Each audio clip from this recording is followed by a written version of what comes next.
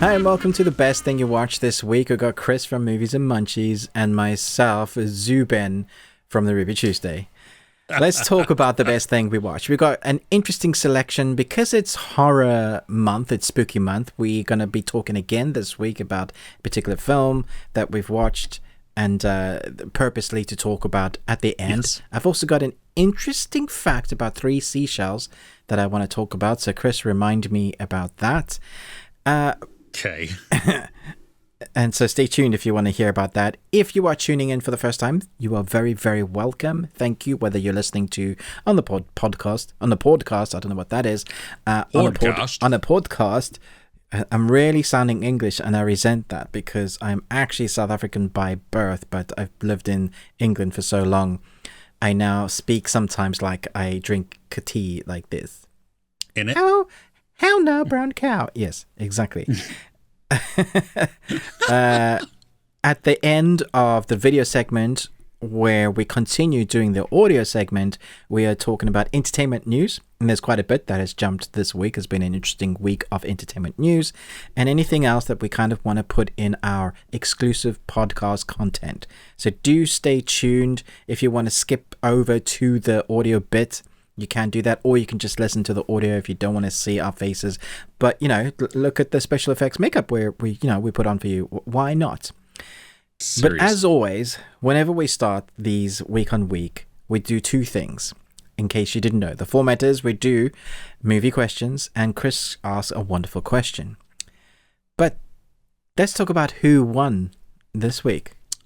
You stumped everybody. Nah. That was good. And the funny thing is, I've seen all 3 of the movies, and while 2 of them really should have triggered in me. Like I kind of knew what they were, but not totally certain. The last one, I completely was by, and again with everybody else. So Nostromo was the closest with 2 out of 3 correct, and so your answers were Ghostbusters, Beetlejuice, and A Clockwork Orange. So there was someone else that I thought had answered before Nostromo that had answers. Did they not? There was only one person got Ghostbusters, right? But didn't get the additional 2. So okay, cool. Yeah, that was you did really well at stumping us. That was a nice. I'm excited about this week. Hopefully, I can stump you again. Yeah, Nostromo, you didn't get it. Sorry, dude. Or do that. I don't actually know. I won't presume. Some mornings I identify as chair because that's how I feel. Stiff and almost broken. And yes. All right. Sweet and sour chicken ass. Sweet and sour chicken ass? Is that what you said? I did. Yeah. I read it strangely, so you wouldn't quite get it straight away. But there is a full line, as always. Do you know it? Well, I don't know it, no. Okay. I've been looking for your sweet and sour chicken ass. Nope, that didn't help. Nope. I love it. I think that's a great... All right, number 2. Turd burgers. Oh, see, now wait a minute. That one... Shoot. Okay, give me the full quote. What are you turd burgers talking about? What are you turd burgers talking about?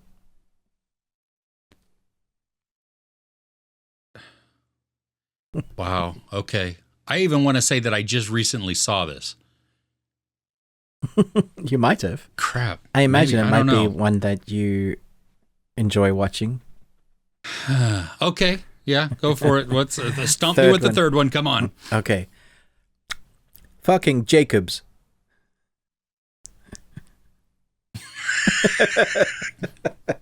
Yeah, okay. You stop me whilst I'm walking and I'll cut your fucking Jacobs off. Oh, now see, I'm pretty sure I know that one. Hey, it's an amazing movie. It's been a while since I've seen it. If it's the one I think it is, then yes. So, okay. Wow, good. Let us know in the comments. What are those? That I only feel somewhat confident about one of those. So hopefully you're much better at this than I am. But yeah, let us know in the comments. We'll give you a shout out next week. All right. May I ask a question? You may. Okay. So my question is rude and it's wrong. And I have to go in acknowledging, first off, that this is one movie, but we're going to say it's not one movie for the purpose of the question. Oh. Which is the best of the Lord of the Rings?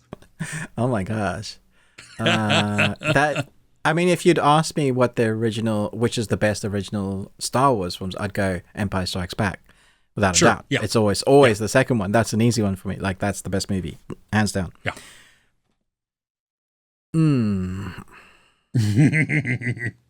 So first of all, I should point out, I only watch the extended editions now. I don't like the original, because I've watched the original recently and saw how much they left out. It just feels wrong. It doesn't feel like the right trilogy. Like, it's not correct. So the extended editions really add. So I think you've got to come down to what bits that they added in. And if you're a geek, then you know. If you're a Tolkien geek, then you know. And I think there's stuff added in with the Ents in number 2, the Two Towers, that I really enjoy. There's a whole interaction with Saruman that I think is excellent. And there's a journey with the hobbits, with 2 of the hobbits and the Ents. But then there's so much stuff in Return. It's really hard, Chris. That's a really hard. There's so much stuff in Return of the King. I could say that Lord of the Rings, The Fellowship of the Ring, the first one, it's good and it sets everything up. But I think I would have to choose between Two Towers and Return of the King. I think I'm going to go Two Towers because as much as I love Return of the King, I always had issues with how overpowerful the Spirit's army was at the end. It just kind of rushed in and wiped everybody out, and I was just like, what the hell? Like, we built everything up and now it's all done. Like, really? They have corporeal form and now they don't have corporeal form, and they have corporeal form when it's needed in the story. Fine. I know there's a whole history, but the books describe that much better than the film did. That's the one bit I always go back to the books for. Yeah, okay, Two Towers. So, okay, Two Towers. What would you decide? I'm going Return of the King. Yeah. I had an inkling.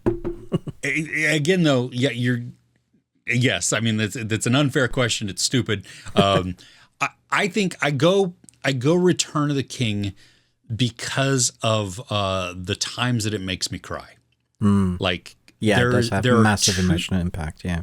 Yeah, and I know there are different key points for everybody. Like, for my son, when Sam says, I can't carry the ring, but I can carry you. I mean, that really hits him hard. That one, I like that, but that one doesn't hit me emotionally like it does him. Yeah. For me, it's when everybody minus Sam and Frodo are in front of the Black Gates, and Aragorn turns and he goes, for Frodo. And then starts running. That gives me shivers just thinking about it. Yeah, me too. Just now, so good. And then the final one, and it was, dang it, somebody posted just that clip on Twitter a couple of weeks ago, and it was like, does this make you cry? And they just show where on the castle, where right after the wedding and the coronation of Aragorn. I know it. I know it. Oh, I just got shivers again. You bow to no man, and then they bow, and I mean, it doesn't matter who it was. They all bow to the hobbits. Yeah.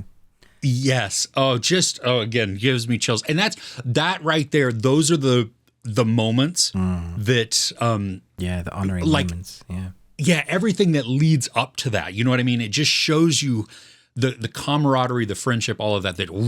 And so, but I agree with you too that the extended edition is the only way to watch. That is the only edition now, for as far as I'm concerned. So yeah, nice. Well, let us know in the comments, which would you choose? Do you watch the extended editions or the normal? Do you agree with us that it's the best trilogy of all time, or would you say there's another trilogy? And let us know why you are wrong as well in the comments about that.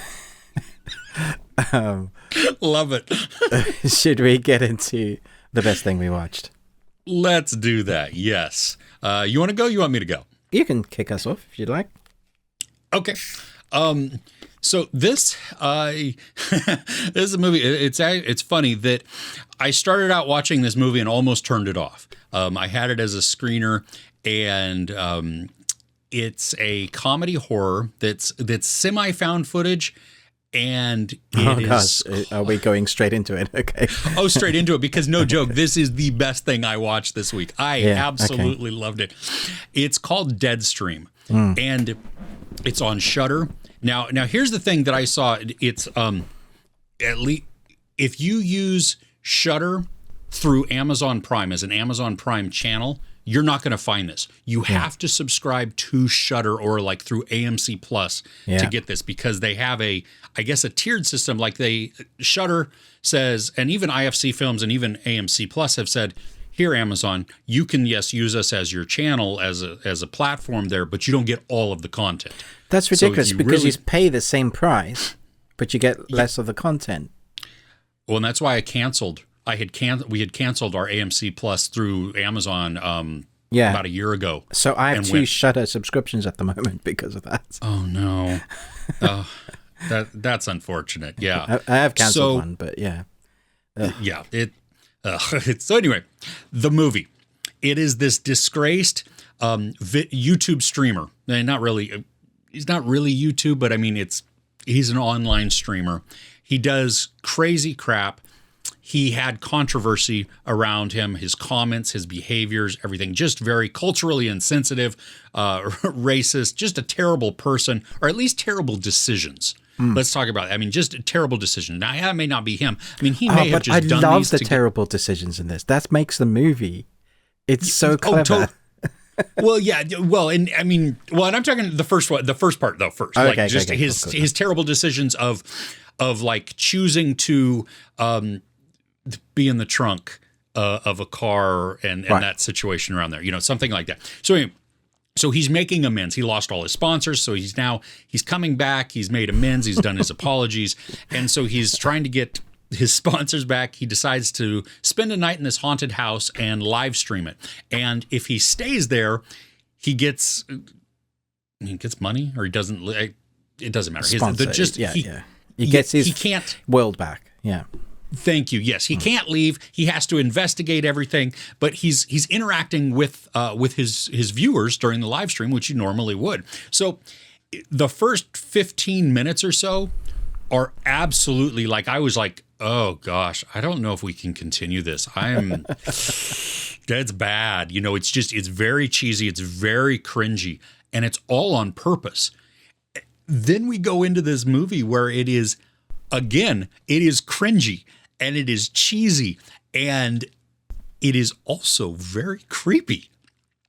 So I'll let you take a drink and then I'll tell me, because you also got a chance to see this. So I watched this morning on your recommendation, because normally when you're so giddy about a film, I'm like, all right, let's see what this is about. And so my wife went downstairs to make me coffee, because she's amazing like that. And when she came up, the film had already started. So she didn't catch the beginning. So she was sucked in because she thought it was actually a live stream. And she was like, oh my gosh, this is really creepy now. How are they doing that? That's so clever. So as soon as I told her that it was a movie, she's like, oh, I'm not scared anymore. I wish I hadn't told her. But I mean, that is props to the film for someone coming in, making it think this is like a really cheesy streamer, one of those ghost hunting people that go into a haunted house. The thing that made the movie for me, and maybe because I'm not as jaded with American content as you are, I think you gear yourself towards more British stuff because you've seen so much American content, whereas I see myself more watching the American content. I think it plays a little bit something like that. So I heard this guy and I said, oh yeah, this is ticking all the correct boxes as to how I would expect it to actually go. Like this American person going into a haunted house, screaming with a high-pitched voice when they see something in the corner of their eye. But what I loved was this idea of him taking away the ability for him to escape the house, to force himself to be there. And so what he was saying was basically all these movies and TV series that you always start, I guess it's not believable because you're saying, why didn't you just get in your car and drive away? Why didn't you just run around there? So he takes all of that access away to trap himself in this house. And I thought, okay, this is great, because you really are asking for it. I mean, there's a moment, I don't think it's really a spoiler, but he takes a key and he chucks it down the grate so that he can't get out, and padlocks it. And I'm just thinking, let's get rid of the spark plugs in the car. And I'm like, no, what are you doing? And then, later on in the film, they just double down, exacerbating Ouija board, seance. They just, you just know that actually poop is going to hit the fan. And when it does, Chris, my word, it does a really good job. It's like comedy Evil Dead almost, right? Yeah, totally. I mean, it like the comedy works because it's so extreme, and I think it's also a little bit because there's a little bit of a relatability to it. You know what I mean? Like some of it where he just like I looked forward to his screams where he would be like, it was so. I wanted to see what was going to happen next, to see how he would react. Yeah, totally. Yes. But then the visuals that they use and the imagery and the way that they would place the cameras, and I mean, just the whole setup, even if you knew something was coming, it still freaked me out. And I got that creepy, eerie feeling. There's a mix mash of, there's some jump scares, but the jump scares offset the moments when it's not jump scare and it's so scary. So you've had a jump scare and you're like, damn you for making a jump scare. And then 5 minutes later, someone will walk across the a tall man will walk across the doorway and you're like, oh no. It's suddenly more real. And it feels real because you have that stream going as well with all the cameras and people interacting with him. And that's, we all watched live streams and commented on someone's live stream. So there has that authenticity in a fake movie, which is why I can totally see why my wife walked in and went, wow, this is really creepy. I really wish I hadn't said anything, because I was like, dang. Get out of the house, man. But the practical effects, again, another layer of just spectacular. Very well done. Right. And even when there are a couple of moments where you can tell that it is a practical effect, like it's a latex mask or something like that, I didn't care. No, I was so invested in the movie, right? This is one of those that is such a happy surprise that you stumble upon it, because you were right at the beginning. I was like, this is cheese. Like, I was really surprised. I said, Chris is what? But then I got it, and I was like, oh, this is good. Yeah. Totally, yeah, that's exactly it. That it reaches that point, and I think it does it fairly quickly. I mean, it requires a little bit of patience going in, but I think if you understand that we're just going for some kind of cheesy, campy, off-kilter humor type of thing, and then we're going to get into it, and you're going to love the character, and you're going to actually be concerned for him, despite all of the terrible decisions that he makes one after the other. Some of them on purpose, because he has his wheel of things or whatever that is that he has to spin. Just, oh, goodness. Oh, all right. Yeah. Werewolf by Night is the one I want to talk about next. Dude. This was so good and so surprised. Directed by Michael Giacchino, who is a composer, and he is a fantastic composer. This is what happens when you allow a composer to take the helm and be creative. Now, I would say that 90% of this film is great because of that. 10%, there's bits of the score where you can see he's gone, I want to put it all in. Yeah, and it's loud and over the top and probably not needed. And it's only short. It's 45 minutes. Yeah. So, but everything else I love. The black and white, the color that we get, the noir feeling that it has, the story that I didn't see coming. It's all about these hunters coming to claim this gem of power, and then you think it's all going to be about them hunting this werewolf, and it's not. And it's I thought it was 45 minutes, this is going to be straightforward, but then we get characters like the Jessica Jones actress who's in here, who's really great. You aren't really rooting for her until they establish a bit of background story with her. But for me, there's a guy... Jessica Jones? Yeah, Jessica Jones. She's from the Netflix TV series Jessica Jones. No, that wasn't Kristen Ritter. It wasn't that Kristen Ritter? No. 100% thought it was Kristen Ritter. Oh, that's funny. No, it's Jenny something. She was in, she's been in a bunch of stuff. She's in Outlander as Sam Heughan's sister. That's so weird. Both my wife and I both went, oh, that's Jessica Jones. The whole time we thought it was Jessica Jones. I still think it's Jessica Jones. Funny. Okay. Sorry. Go ahead. Okay. So my apologies and thank you for calling me out on that, because I would have been all the comments like, what are you talking about, Ruben? Oh my gosh. I can see she does resemble Kristen Ritter. So I can see that. Maybe that's her nom de plume. She plays too. She plays an Irish actress, and she plays all right, getting back to not Kristen Ritter, Jessica Jones. She was great. I rooted for her when they gave her some backstory. I was concerned that going in, I was like, I'm not going to root for anybody here. Like, who am I rooting for? And then there's a moment where there's a scene. I was like, this is the reason why they're locked in this room. There's a scene that they make you kind of like them as characters. But then there's a character that doesn't really get any lines. I equate this to Chewbacca and Han Solo partnership. And I was just like, man, I love this. And the practical effects and the costume design, so good.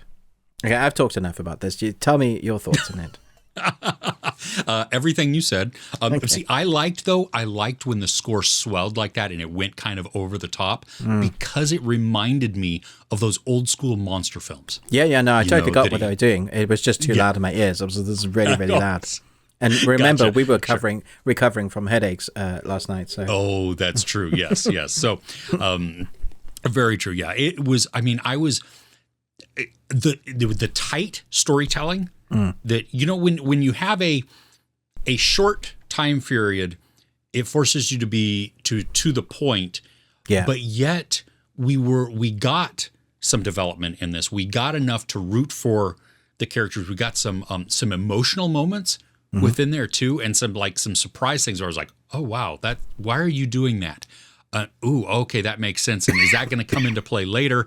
And then when it does, you're like, unbaited, is it going to work? Is it going to work? Because you have a plan set up, and the violence was so good. It was unexpected. I was like, this is Disney. This is awesome. Yeah. And I wonder if they kind of got away with it or felt more comfortable with it because it's black and white. Yeah, probably. So you don't, so it's not as visceral maybe with blood splatter, but it was, I mean, that was gnarly. Some gnarly kills. Yeah. And spectacular. And not just from the monsters, which I thought was nice. And that was a huge surprise for me too, that it was, it made sense the instant that an action happened because of because of the whole setup, but I didn't go there first. That's not where my brain went, and it probably should have, but it didn't. And so I liked that it was just like, and adds a whole different level of complexity and danger to the story. Yeah. I want Disney's new phase to have stuff like this and give composers or people that to be fair, they are pretty good at giving new time directors and people a chance, but I want more stuff like this. This phase has for me felt quite lackluster, and I know not everybody feels that way, but for me it's just not, it doesn't have the same bite and punch to it. Sure. But this gives me hope. Yeah, exactly. This really gives me hope, which maybe I can lead into talking about the latest She-Hulk episode. Are you caught up at all? I'm not. I'm 2 behind, I think. 3 behind. I don't know. Okay, well, I'm sure you've seen the trailer and you knew that there was a character that was going to... I did. Yes. Okay, so this character now is this episode that everybody's been talking about. And again, for the most part, I think it has split audiences. Sure.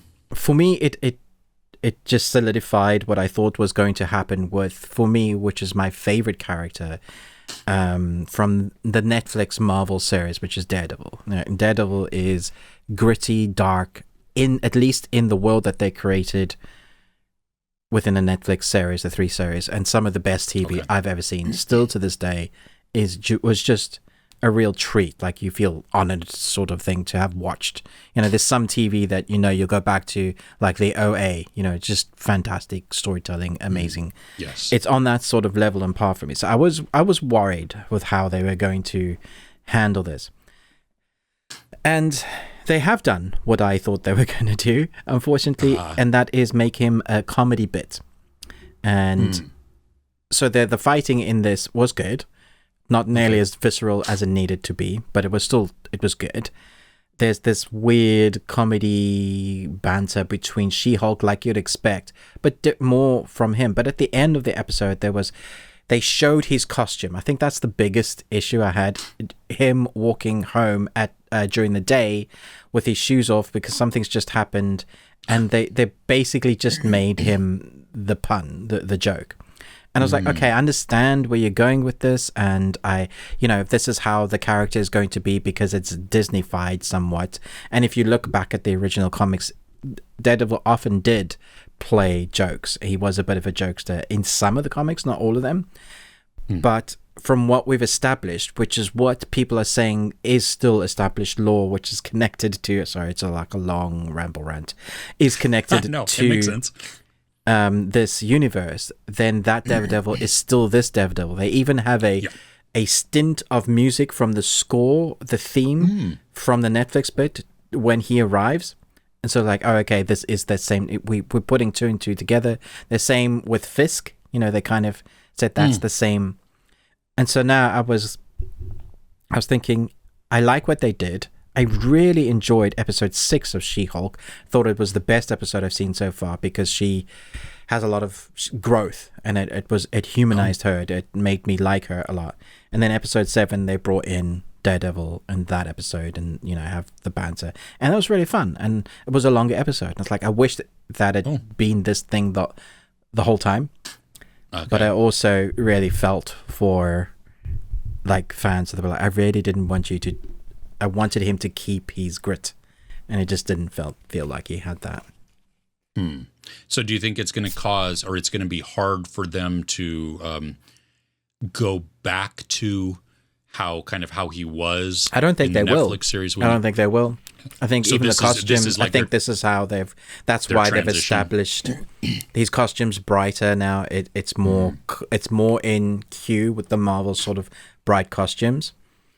But I was hoping they would go somewhere like the Captain America dark costumes that he had, because he's had variations, and you could always put him with that bunch, especially considering how many episodes we're getting.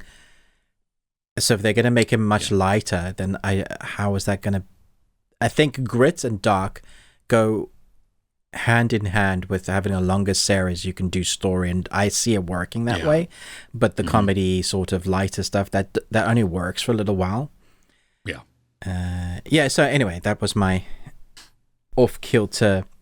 Let's talk about things that weren't the best for me this week. Ruben tends to have one of these every week now, and there's a moment in the latest Lord of the Rings episode as well. I was just like, what? Scientifically, that doesn't work.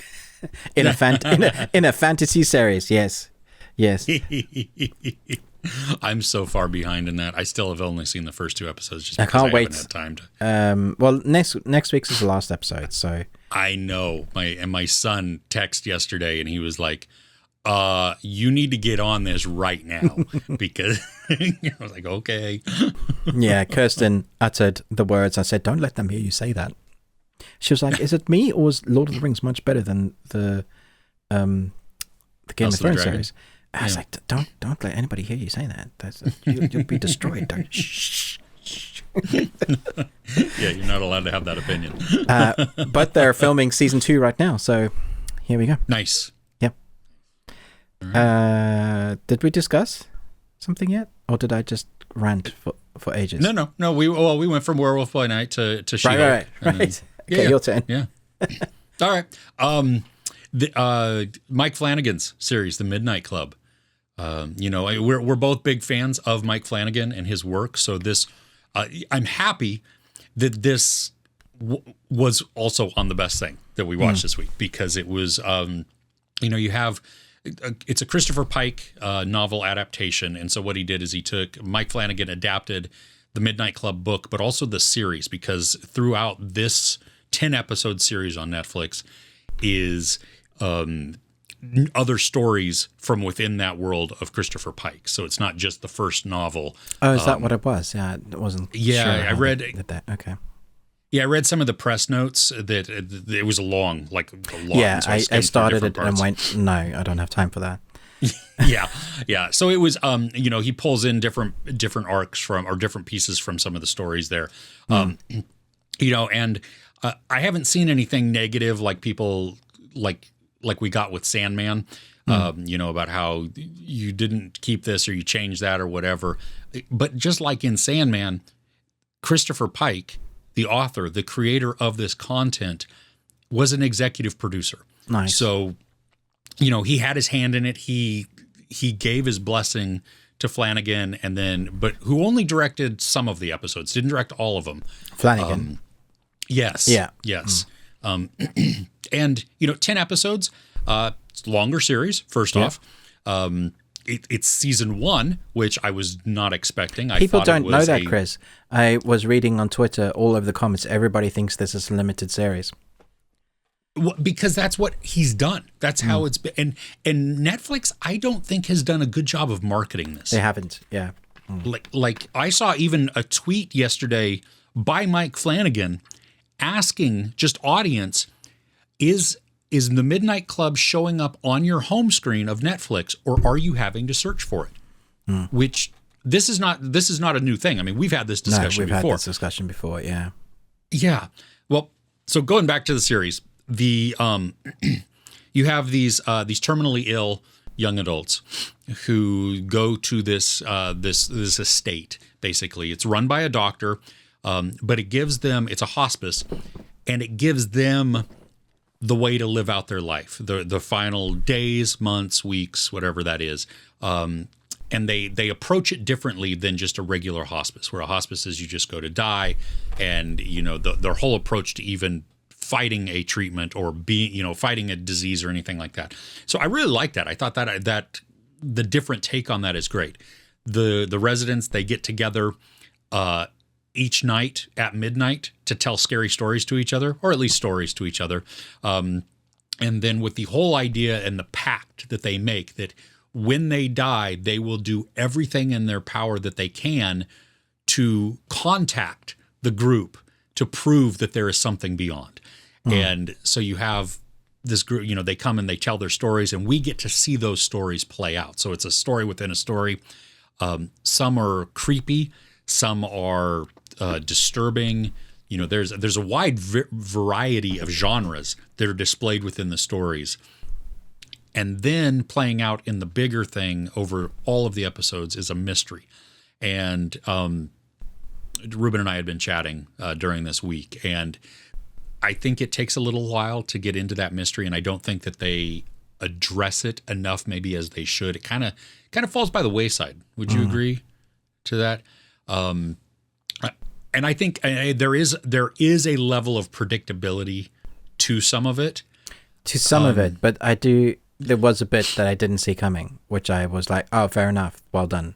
It's like I knew I should have seen it, but yeah, the one like there's two people. One, I was like, yeah, that's that, and then the other one, I was like, oh, really? Okay. I suspected the second one when we see this flashback sequence that happens.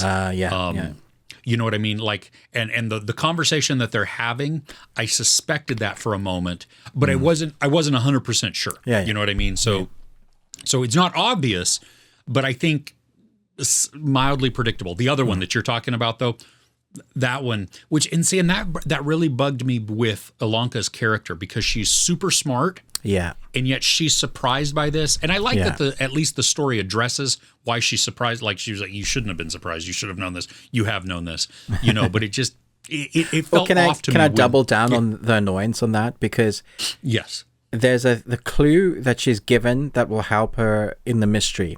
And that is a set of numbers. For someone in her time in the 90s that spends all her time in libraries, she would know right immediately what those numbers are. And it takes her like 3 episodes more to be told basically what they are. And it's like, I don't buy that. Yeah. I don't buy that for a second. She would have known immediately. Yeah. Anyway, carry on. Yes. I liked the cast of characters. I liked their dynamics. Some of them you don't like right off the bat, which I also liked that. Yeah. Because there's one that has a character arc where I didn't like at the beginning, and then I'm devastated at the end. Right. Yeah, that is good writing. Yeah. Seriously. And I didn't realize how many people in this cast, I knew some of them had been in Midnight Mass, but I didn't realize how many of them had been in Midnight Mass. There was a lot of them. Yeah. So I was like, whoa. But talk to me. Tell me what you thought of the series. Yeah. Okay, so I think the perception of what the series is, the marketing didn't do it justice. Again, doubling down. I expected it to be a mystery, which it is, but I didn't expect there to be an anthology horror series inside that mystery. And that would have been fine. But also they took, like, the anthology horror series, sometimes those stories are longer than the mystery segments that you get in the episodes. And I'm all for the mystery. Like, I really, that's the bit that gripped me, that I wanted to know more. I want to know about these kids. But at the same time, the more we watch the anthology horror series, the more, as you said in some of your the comments we were talking about this week, the more we find out about the kids. Because some of the stories about who they are and what they've gone through is in those. So it is almost integral to the mystery as well, if you want to know and care about the characters. And what I love about the characters being in this hospice, you can't help but feel for them and be on their sides. You are rooting for them because they're dying. Each of them has this horrible illness you wish could help, but you feel as helpless as the characters probably do if they were real. Like, of course they are. This is fact. This is like documentary recordings that we've grabbed from space, and that's what's happening. So, yeah, like you, there's a character that I was just like, she's the worst. It's just like, oh, I know you're dying, but seriously, get over your bitchiness. And then 3 episodes in, and it's like, and for the audio, that's me having like quivering sad lip face. I was just like, I really, really like this character now. And then a few episodes later, I was just like, and Kirsten was my wife. She's like, I don't want to watch it anymore. It's too sad. Yeah. There's also a story here that hit home for us because we were raised in a Christian family. There's a story here about a young man who is gay, who's grown up in a Christian family, and you see the devastation of what that means in the 90s, particularly because in the 90s it wasn't, we've come some ways since the 90s in thinking. We're not nearly where we should be, but we have. No. We've taken a few steps forward, but I really felt this. This was like this hit in I was like, dude, this is heavy. So each of their characters are defined really well. So when shit does happen to them, you feel that. You're like, Which brings me to the ending, because had this been a completion series, we'd probably be very sad, but we wouldn't have been left hanging. I just don't know where they're going to go with this. Like, I don't know how much mystery there is left. There are some answers that we need, but I don't know what they're going to do with it. I don't want another whole series that they're just going to string out for the sake of it. Like, my mind I don't see the next season. Like, I want more because I loved it, and I want to see them okay and well and healthy and live their lives. Yeah. I don't know. Do you have the same feelings about that? I agree. I'm not sure I want 10 more episodes in a second season as a repeat of this. Like, I think I would like it to be more mystery and then complemented with stories. Yeah. From the Midnight Club, that instead of the other way around. I mean, because you've taken us now to the area of, we're getting to the crux of the mystery, maybe. At least we're uncovering some clues, like, ooh, what does this mean?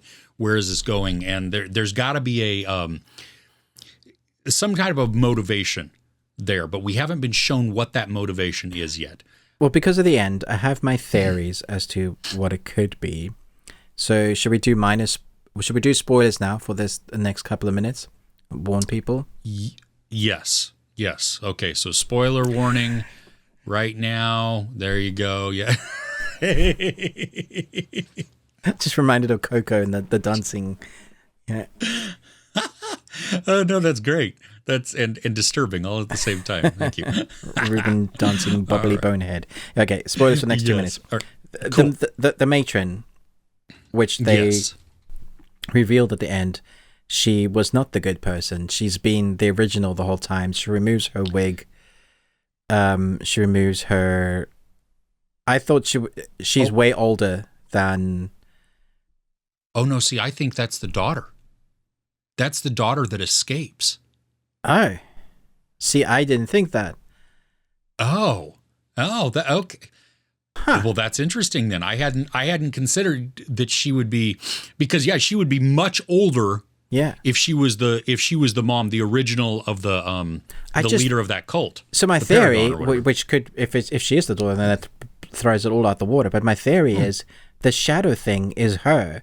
She is a soul eater, and in order for her to keep the disease at bay, she needs to keep sacrificing kids or eating their life force because they're coming to dying. You know that whole story that one of the kids had about what the shadow creatures are?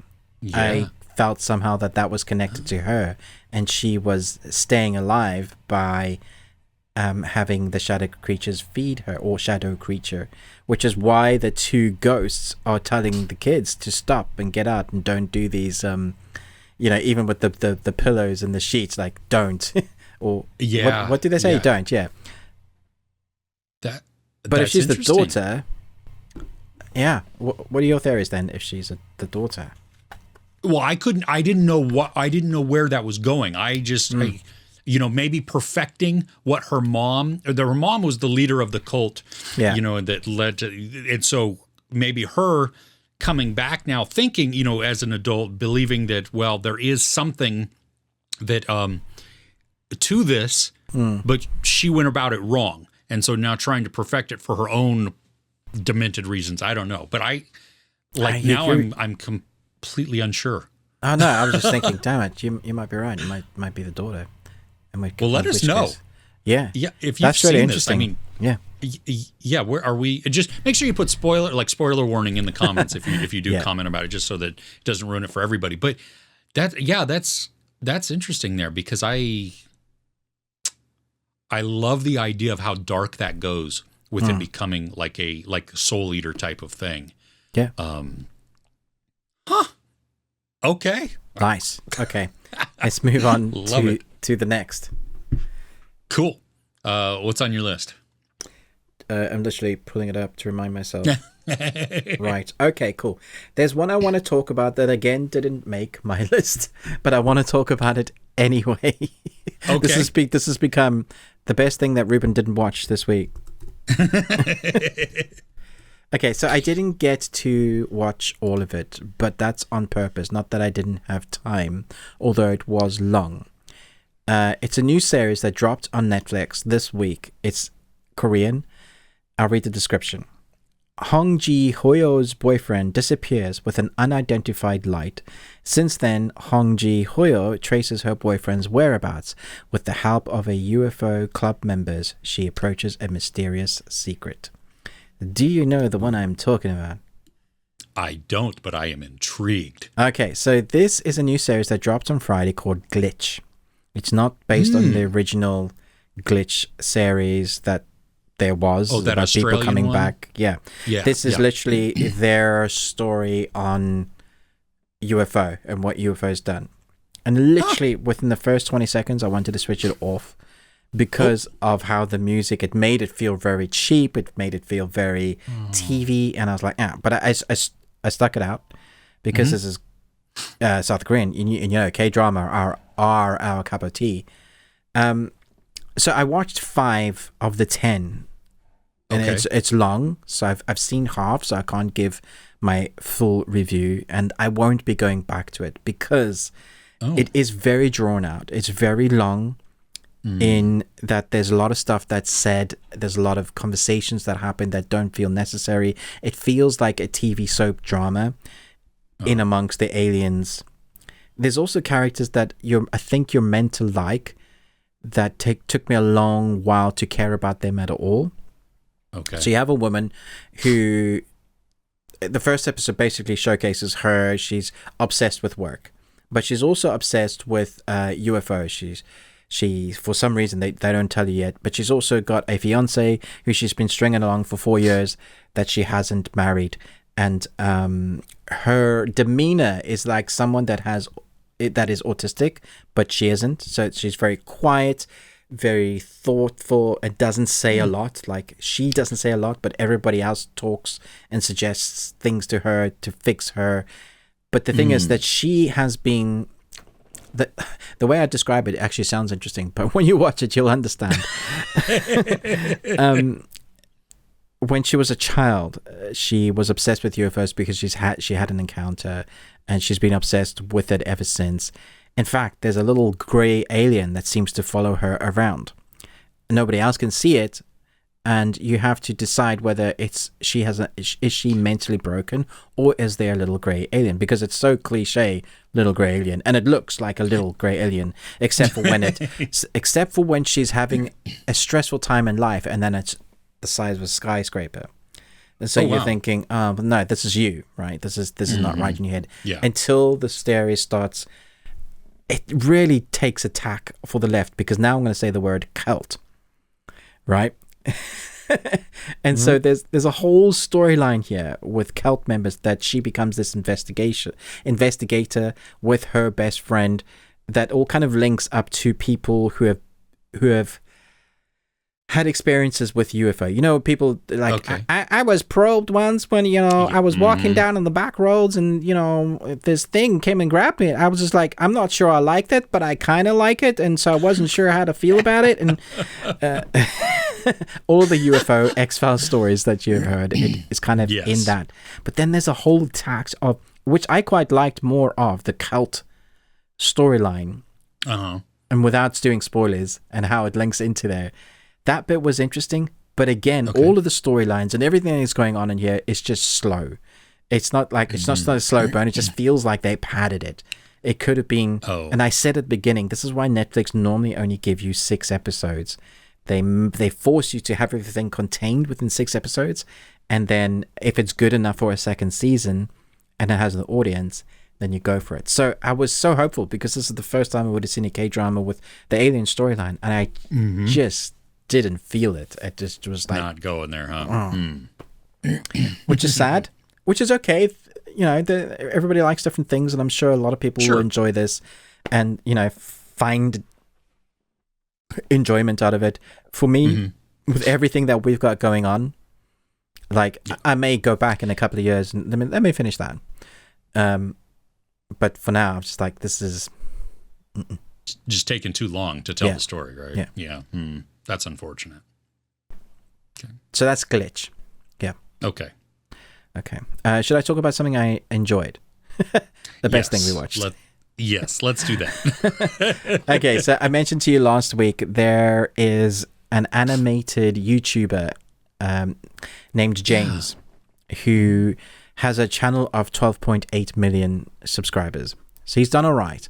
But that all came from him just drawing little white man, and he takes experiences in his life that we've all experienced, like in his job. There's 4 videos that he's done called Subway, which are basically his experience of working at Subway, and he just tells the story through animation, and it's hilarious, because often life stories are funnier than like any Hollywood movie, right?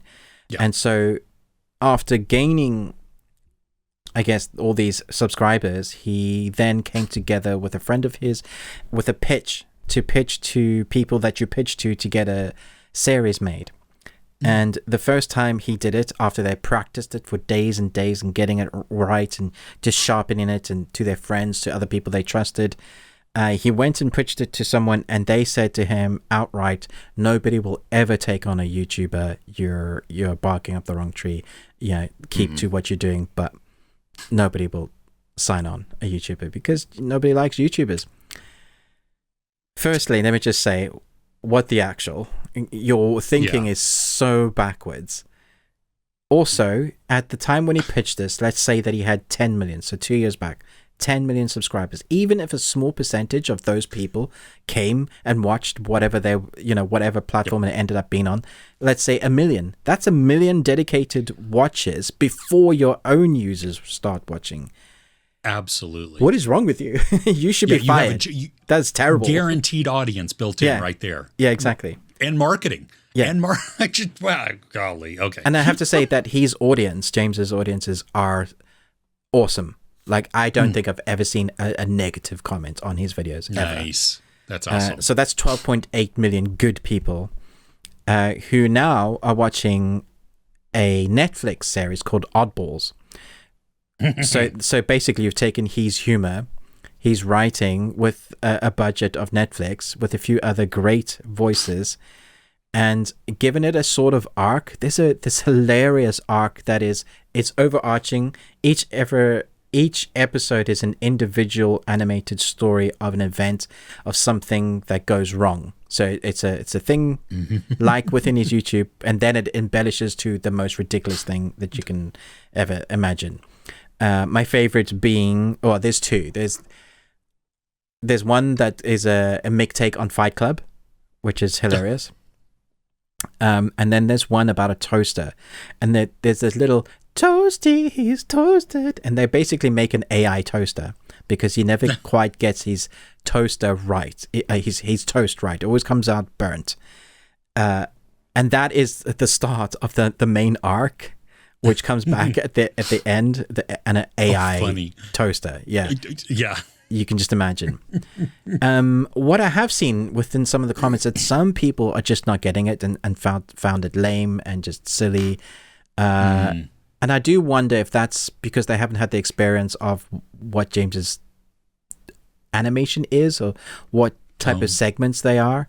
Because if you're coming from you're already on board, I think, and you're just so happy and proud of a YouTuber getting Netflix money and making a series, and then you're in for this very awesome animation that you've been on board for the whole time anyway. But I love the fact that kids can watch it and enjoy it. Like young kids can watch it and enjoy it because of the animation.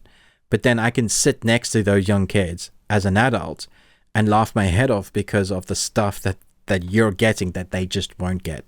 Like even some of the language of the words, the big vocabulary words that I was like, whoa, what is that word? It's like, I think I know what that is. Let me get my dictionary out and oh, thank you, phone.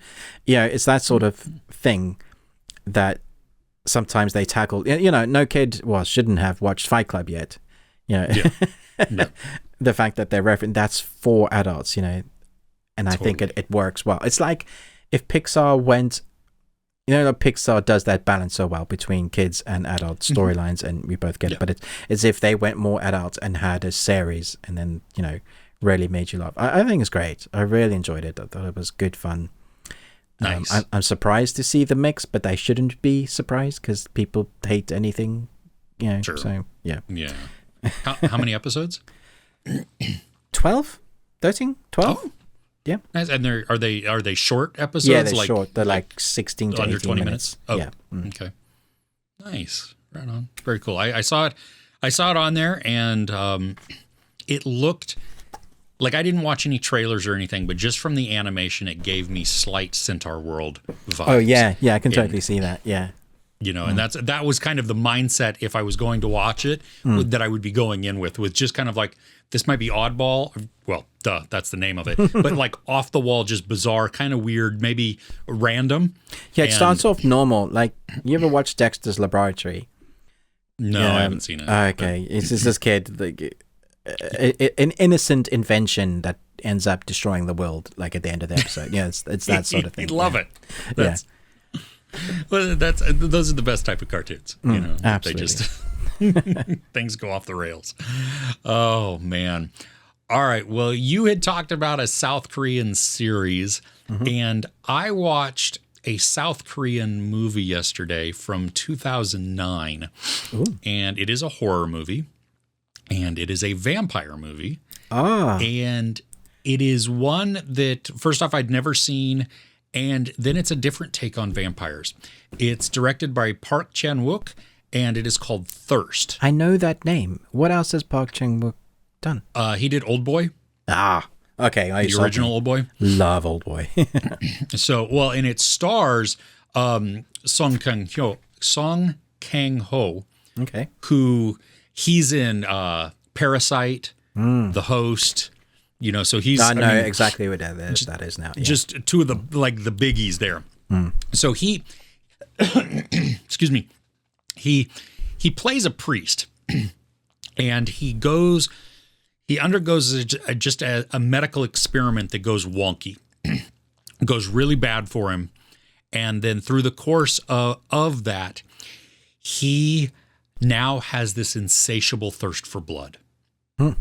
And he doesn't have fangs, nothing like that. This isn't a fang vampire type of thing. He can walk around in the daytime. Does he get any powers for being a vampire?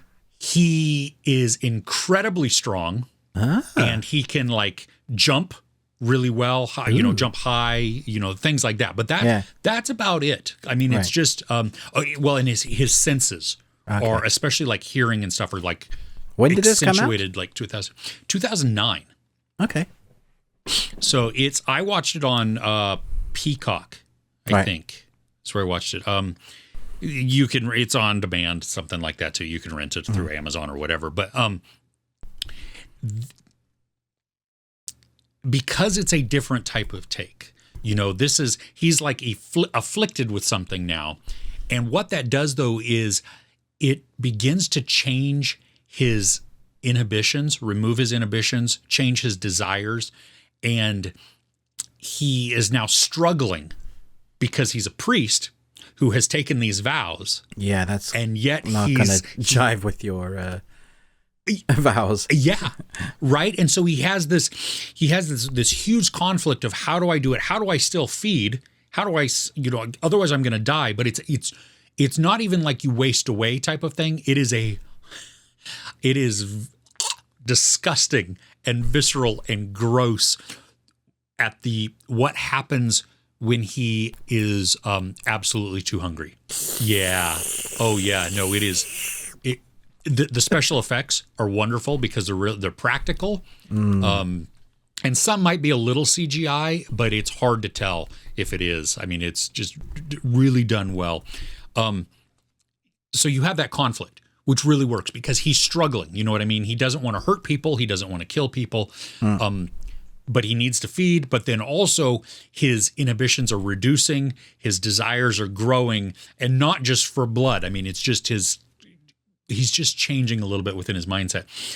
Then he spends time with this family, and this family is dysfunctional, big time. But there's it's a mom and a dad, a son who is just weird. I mean, he's not a good guy, and he's married to this woman, and she also struggles with her desires, and they then, the priest and the young woman, they have conflicts and interactions, and you get to watch just the dynamic between them and how you can see it coming. You can see how things ratchet up. There's a moment that felt a little bit like Chronicle, like watching Chronicle. Nice. In a mindset of people, what happens when you can do certain things, or you have certain things happening to your brain or your body or whatever. It is so different from how your traditional vampire movies go. And, is the priest going to lose his humanity? Is he going to hold on to parts of that despite having all of these things going on inside of him? And so it's a longer movie. It's 2 hours and 13 or 14 minutes. Nice. So it's unusual for horror. Yes. But it earns it. There's visions and imagery that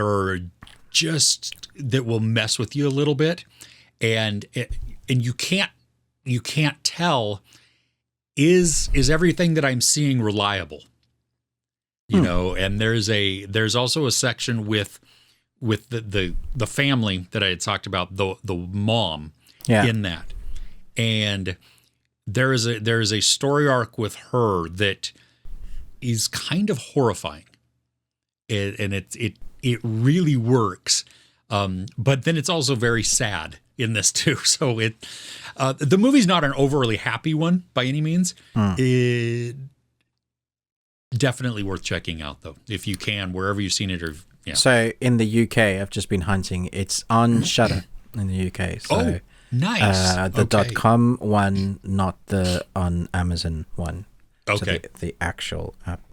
So you're skimming through the comments because Shudder gives you the ability to comment on what you thought about it. And everybody's 99% of people have given this like full marks. So nice. Or so many scales, 5 scales out of 5, which is cool. Nice rating. That's system. Awesome. Yeah. So it was a good surprise. I didn't know what to expect. But yeah, that's so good. Yeah, I like vampire that are different because it's been done to death, hasn't it? So in this day and age where we've had at least 200 vampire movies, at least, you need to do something different. Yes. Let us know in the comments, actually, what is the strangest, most different vampire film you've ever seen? I know Chris this week he's watched a few strange ones. Yeah, I'm working on a vampire list, and I do have more strange ones that I have watched. But yeah, I think Night Watch and Day Watch are some of my favorites. 30 Days by Night, I think, is more traditional, based on the graphic novel, but scary as hell. Nosferatu, I don't know how many people have actually seen the original black and white one. I think it's decreasing. It is, for sure. Lots of people, like, they've heard the word maybe Nosferatu, but not actually seen the original. Like, do yourself a favor, watch the original. It's a classic for a reason. Absolutely. And just as a teaser for what's coming up in our audio, I have some news on Nosferatu. Nice. So, okay. There you go.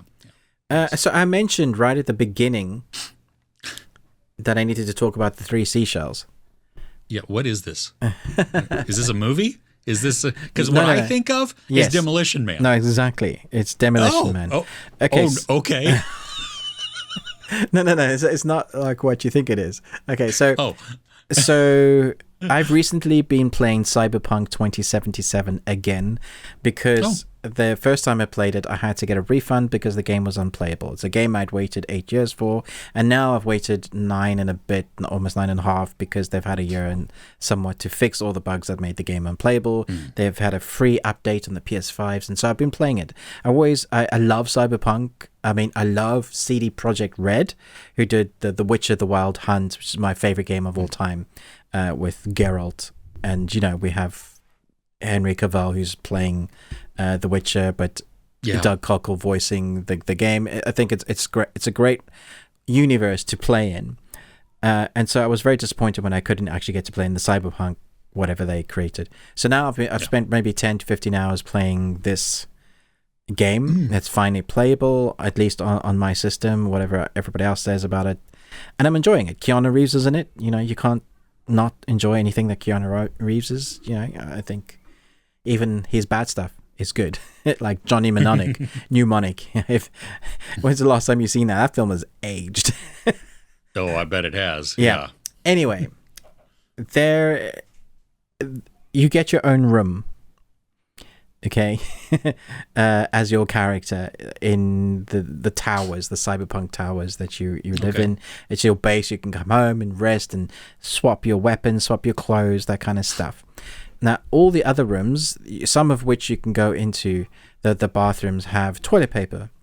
But in your bathroom, there is no toilet paper.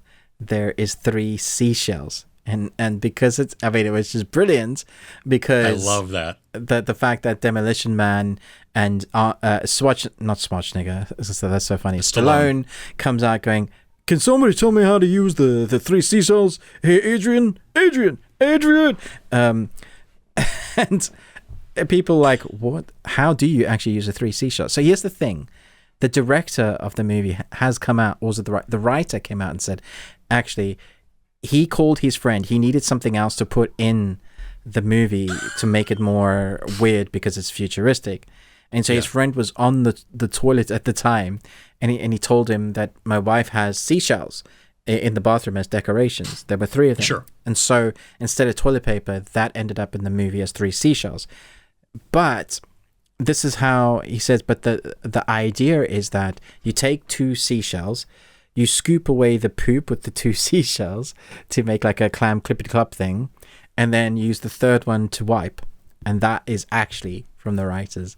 So there, your conundrum is solved. I'm not sure we needed that information. Yes, you did. Yes, you did. You know you did. Oh my gosh. Ah. Oh gosh, that should have come with a warning. You are welcome. Poop scraping. Poop with a scooping. Oh my gosh. Oh no. Okay. Ugh.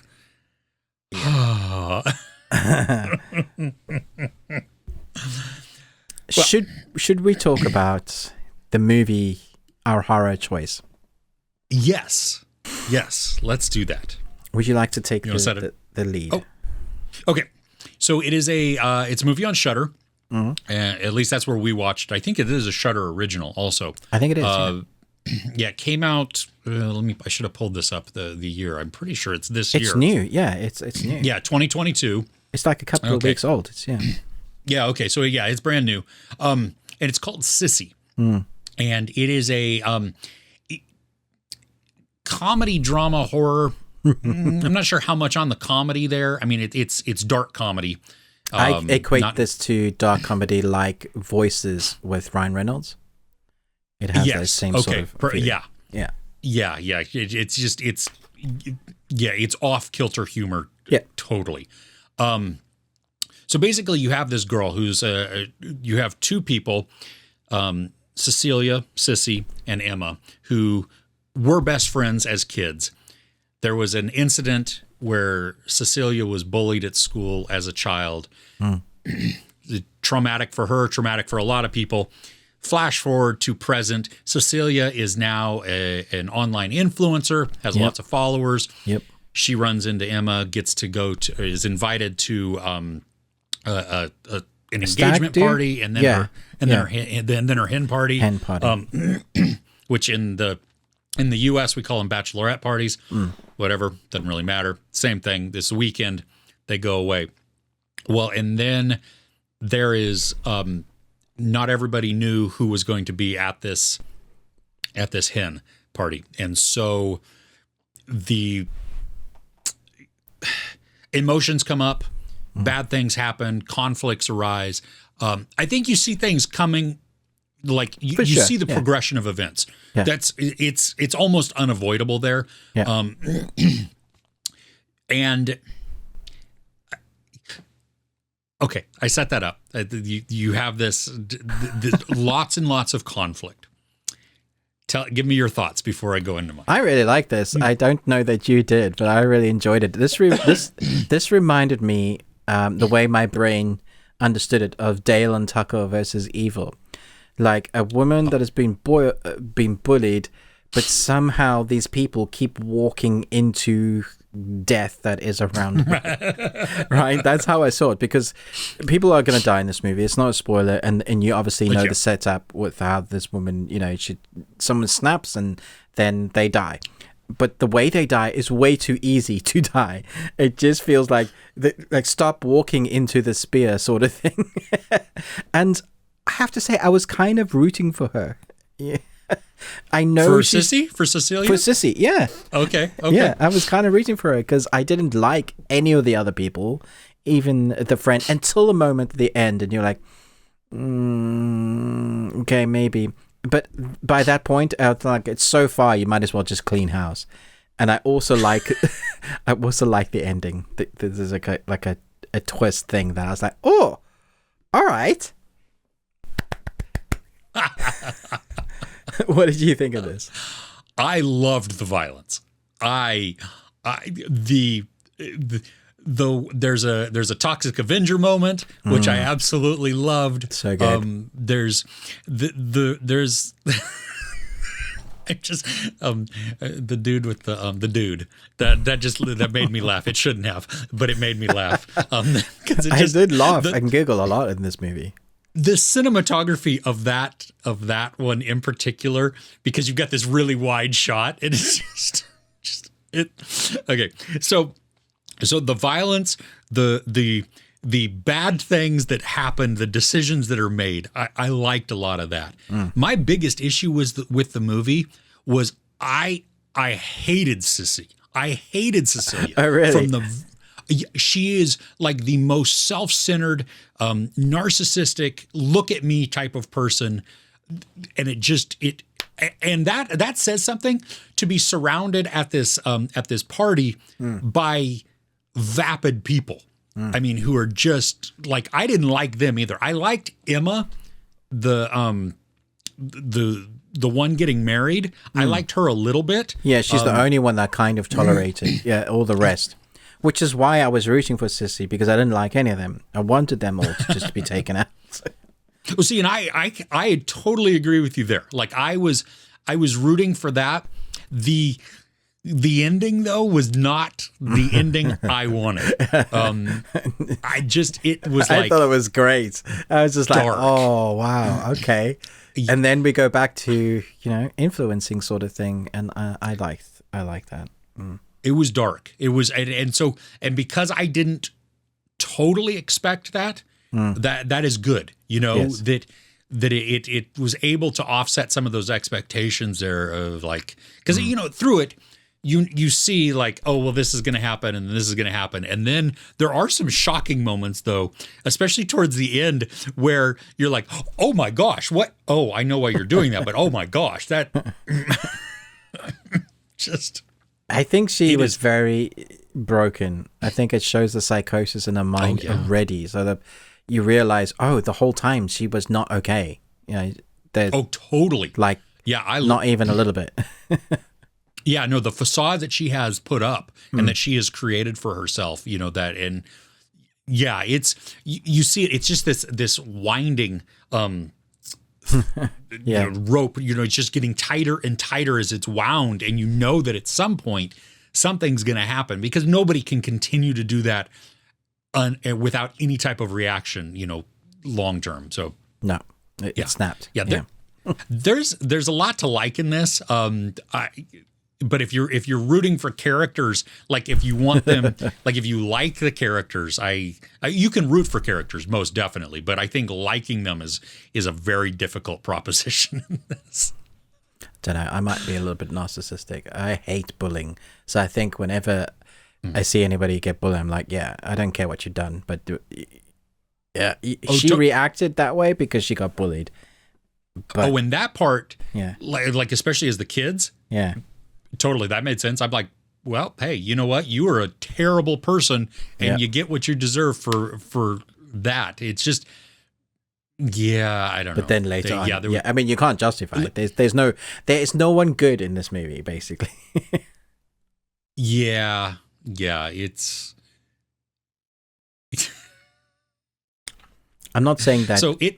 People on social media that are nasty need to be taken out by a serial killer, but the type of person that you see in this film that you just like, I really don't like people like that. I just this does a good job of there's very uncomfortable situations.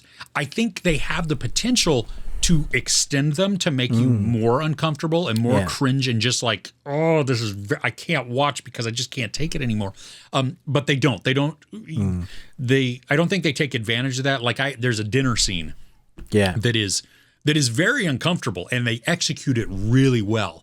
But then I think to some other movies where they have like an uncomfortable dinner scene like that, and it just goes on, and you're like, I need you to stop. I need to look away and not hear. Yeah, exactly. So it's definitely worth checking out. I think it's short attention span, and it's not that long. It didn't feel long. I didn't feel like I was getting bored with it, or like, when is this going to end? Anything like that. I mean, it moved along, especially once it began, and you get to just see the unraveling of everybody, which is nice. Can I talk about one more thing before we wrap up this video segment? Of course. So I've been catching up on one of my favorite series just because I had so much to watch that I've basically the last 10 days I've been watching Pennyworth. So I'd seen season 1 and bits of season 2, and I caught up on season 2, and now I've seen season 3, which came out, the first, I think, episode or 2 episodes came out on Friday. And so Pennyworth is now a HBO Max original because that's just part of the acquisition. And it's now Pennyworth, the origins of Batman's butler. Like, nobody knew that. Okay, if you didn't, Pennyworth is Batman's butler. Anyway. That is a terrible title. Yeah, I know. Thankfully, it's still massive Pennyworth. And Pennyworth. It's small, more the origins. Yes. But thankfully, that's how that looks. However, it's going to take some people adjusting to where it left them off from the end of season 2. It was like a big war. They were going into the Battle of London. It's like our timeline, but things are slightly different. If that makes sense. Yeah. And so we jump 5 years into the future. So there's a big time gap between 2 and 3. And then because of the consequences of what happened, people are like Pennyworth, instead of having a club, which he owned in number 2, he owns a bar in number 3.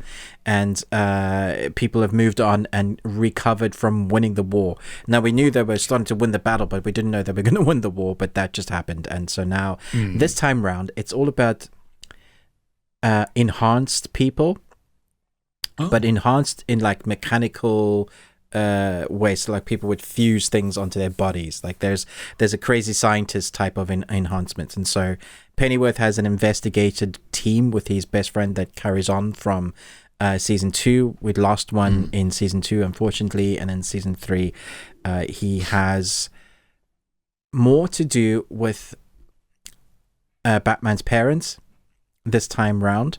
So Martha and Thomas, thank you. It's their origins as well, and it goes in a lot darker places that I wasn't expecting. A big part of this arc is about psycho controlling. So there's a crazy scientist that has created like the control drug, and so you can imagine the best people, if they are able to drop a pill in your drink, and if they can make you they can control you with a word or a music ability. And so that sets up everybody that you think that is always good, that'll never turn. If someone gets that, or someone that is really well trained, then gets that dropped in, and then, kind of like Winter Soldier. Yeah, being controlled like that. So we have that as part of the origin story, and it's a lot of fun. They go a lot darker than I was expecting them to. It does feel like they've got a bit of a bigger budget this time around as well. That's good. They spend a lot of time with characters that they've been building up from season 1 and 2. There's one of those storylines where a character is bad and then works their way up to still being bad, but you like them because they're bad and taking out bad guys. To the point where we lose a character this season, which I was devastated by, even though technically they were bad. It's that sort of writing. I'm trying not to do spoilers. I'm just doing an overarching kind of what happens this season. I loved it. I feel like this show has gone from strength to strength, and unfortunately it's one of the lesser talked about series. Like there's a niche group of people that are watching it that know how good it is, but for some reason it's not gathering the audience it needs to, or it's not being showcased around the world more. And I think it definitely needs that, because it's a really quality show, like a good writing, great characters, and every episode has a thing that they investigate, but the main story is always there. It's always pushing forward, what's going to happen at the end. Every season does this thing where it takes 3 or 4 episodes to get into the story and the arc. And so it feels slow. But once you get into that 4th episode or 5th episode, you understand why. They needed that time to build up what's going to happen. And then it just feels like a roller coaster, which is exactly the same for this one. Nice. Right on. Well, I have not seen, other than when they announced the new title, I haven't really seen much marketing online about this, which is... It's sad, yeah. Because honestly, it's very good. Well, and you would think too, with all of the stuff that HBO Max, Warner, Discovery, all of that whole hubbub that was going on there, that they would have taken their existing properties or the things that they are pushing and push them, you know. But it seems like, I think really all they're pushing is House of Dragons. Yeah, I don't get it because I would much rather watch this than House of Dragons at the moment. That's just my personal. I think for House of Dragons, I need to watch a whole bunch together. It feels like a show. You need to watch 2 or 3 episodes together. Yeah. So I haven't even had time to put that on my channel yet. That's exclusive review for you guys. Feel privileged. Nice. Right on. That's outstanding. Yeah. Cool. Okay. And that is all? That's everything I've got. Yeah. All right. Well, then we have reached the end, at least for the video portion. You can always check out the podcast that has entertainment news, things that are coming up in the next week or so, and just randomness also. Wherever you happen to listen to podcasts, please rate and review us. We've also linked it in the description below. That way it's easy to find. You can just click and there you go. Take us with you wherever you are. Like, share, subscribe. We truly appreciate it. Ruben with the Ruby Tuesday, me, Chris with Movies and Munchies. You can always tweet at us at Best We Watched. And then our Patreon opportunity at patreon.com/thebeardedones with a lot of content there as well. And we hope you'll continue to join us in the weeks because we are still going to be talking about unique, to us at least, horror movies each week. We'll choose, well, through October. I mean, we're not going to just do that ad nauseum because that would get weird. But anyway, yeah. So there you go. With that, I think we'll see you next week. Take care.